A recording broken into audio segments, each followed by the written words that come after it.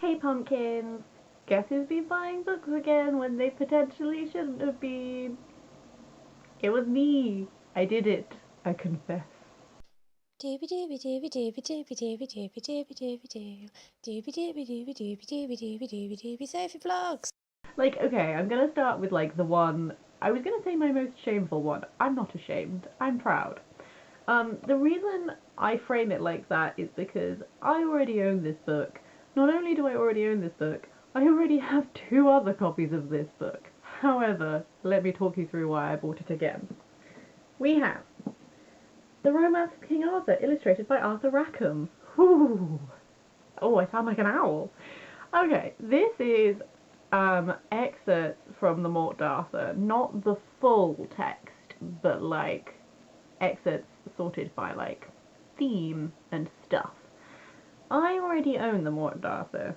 Not only do I already own the Morte d'Arthur, I own a second copy of the Morte d'Arthur, which is illustrated by Gustave Doré, which is also excerpts, but which is so beautiful. It is gorgeous. This one, I really like Arthur Rackham. His artwork is gorgeous. He does a lot of like fairy tale illustrations, that sort of thing. So I saw this in a shop. Number one, like this cover is beautiful. Let me find some illustrations for you. Also, I just ramble. It has a nice little, I love books that have little inscriptions in. This one says, "To wish you a very happy birthday, dear Ted, with love from Mum, July 20th, 1949. See, look at this. There's also black and white illustrations, so like full page illustrations throughout this as well. But I just really freaking love Arthur Rackham's art. And I figured not only is this a book, but it's also like art. There is no way to justify this. I bought this book despite having two other copies of it. It's fucking gorgeous. I regret nothing. Moving swiftly on, we have Christopher Isherwood's Goodbye to Berlin. I read A Single Man on the recommendation of a friend, and it was super great. And then I watched the film, and that was also super great. And then having watched the film, like a year or so after I read the book, watching the film made me really want to read more of his work.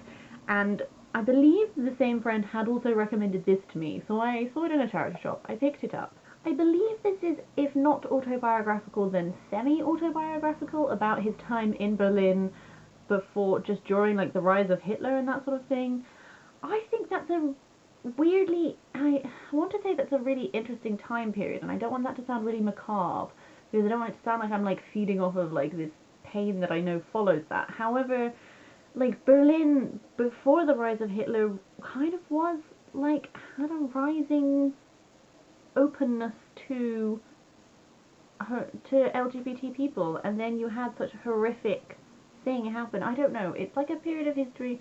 I'm trying to do this thing whereby I consciously engage with periods of specifically like LGBT history that whilst might not be that fun because they might be like kind of horrible at times, I feel like it's really important to like witness and like honor those things.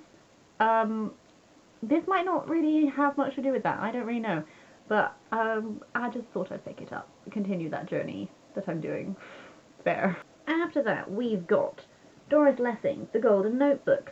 This came onto my radar because when I read The House at the End of Hope Street by Mona van Praag, which I've mentioned a couple of times on this channel before, that talks a lot about, that features throughout it mention of a variety of like seminal feminist literature, and this was one of the texts mentioned, and I find the like premise of it really interesting. It's a young novelist with writer's block, divorced with a young child, disillusioned by unsatisfactory relationships, she feels her life falling apart.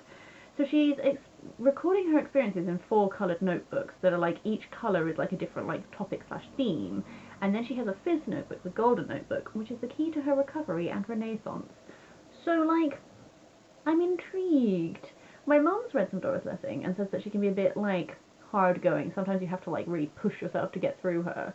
So I might save her for a time when I'm really feeling up to that, but I'm suitably like excited by the concept of this.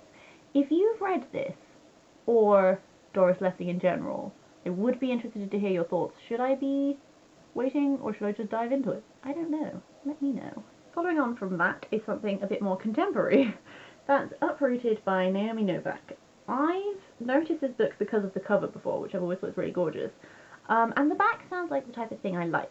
there's a village that has like an enchanted wood near it.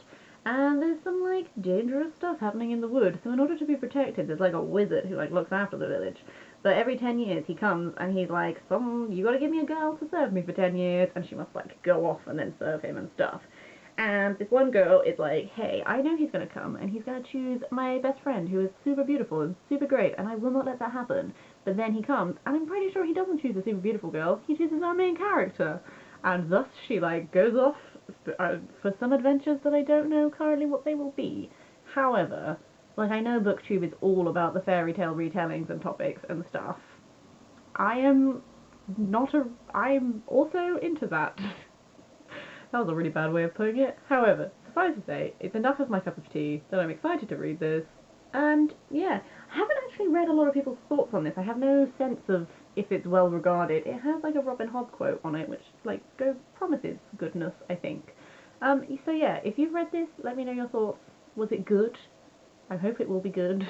After that is a book that I had never heard of before. I was in the bookshop and saw it and thought, hey, why don't you give that a go, Soph? This is What Sort of Girls Were They by Petra Leslie. I liked the illustrations. I thought they were cute. It's about, I will read you part of the blurb. So Petra Leslie, or Petria, I don't quite know how to say her name, she worked in the theatre. She was once in the chorus of a show that specialised in nudes, glamour and sex appeal, and she was always asked, what sort of girls were they? And so this is sort of like a memoir account of her time in the theatre, giving you like a portrait of what all the girls were like. She compares them in this bit. A changing room at school with a bunch of fifth formers giggling and squabbling, you will have the right dressing room atmosphere. This is not something I know anything about. So, as I always do with books, I thought, let's learn about it through a second-hand book. Yeah, weirdly do like the illustrations though. After that is Jamaica Inn by Daphne du Maurier. I read Rebecca by Daphne du Maurier. It's one of my favourite books in the whole world because I trust no one in that book. They're all shady as fuck. I read another Daphne du Maurier book and I didn't like it as much, but Jamaica Inn is like the famous one that I hear about all the time, and it's set in Cornwall, and I really like Daphne du Maurier for her like love of Cornwall, because she's not Cornish, but she lived in Cornwall for a long time. She was a real supporter of like Cornish like peoples and that sort of thing. I personally like have some thoughts on Cornwall and how England views Cornwall, aka I think we're a little bit shit towards it. Those are just my views. I have them. I believe in like the preservation of Cornish language, stuff like that. So I like Daphne du Maurier for those reasons. I want to read more of her work. I've heard great things about this. I'm excited. It's suitably like gothic, like the Jamaica Inn stands alone on the bleak bottom in moor. Its very walls tainted with corruption. And there's like a secret that she finds out, and then like no one gives her any help apart from this one dude or something. Like, it's gonna be suitably gothic, suitably like mysterious. I can't wait to dig my teeth into it. The final books are like a double whammy of two different authors. We have not one, but two Jeanette Wintersons, which are these two. Bertie for Beginners, which is, I believe, the first book she ever got published. I read somewhere that she doesn't really like it. We'll see. It's like a retelling of Genesis, but like it's super surreal and stuff like that. I'm just gonna like see. I feel like when you describe the premise of a lot of Winterson's books, they sound super weird, and some of them are, but I love that. The other one, the Power book, is potentially the one I'm more excited about out of the two. So this one is an e-writer called Ali or Alex will write to order anything you like, provided that you are prepared to enter the story as yourself and take the risk of leaving it as someone else. You can be the hero of your own life. You can have freedom for just one night, but there is a price to pay. That sounds super fucking interesting. So whilst I am also going to look forward to reading this one, I think this one is the one that I'm like, ooh, hello. So, yes, I love Jeanette. If you are also a fellow Jeanette Winterson fan and have read either of these, let me know your thoughts, like how do they compare to the rest of her work? What are your feelings? And we'll end on another double whammy, and that is 2 Gene Wolves. Except for they're not 2 Gene Wolves, they're like 4 Gene Wolves.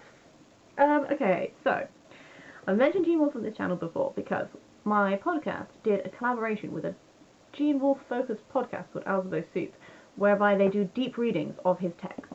So we read The Sorcerer's House, which was good, and we started on it, and we were told that it was a really good, like, accessible in point.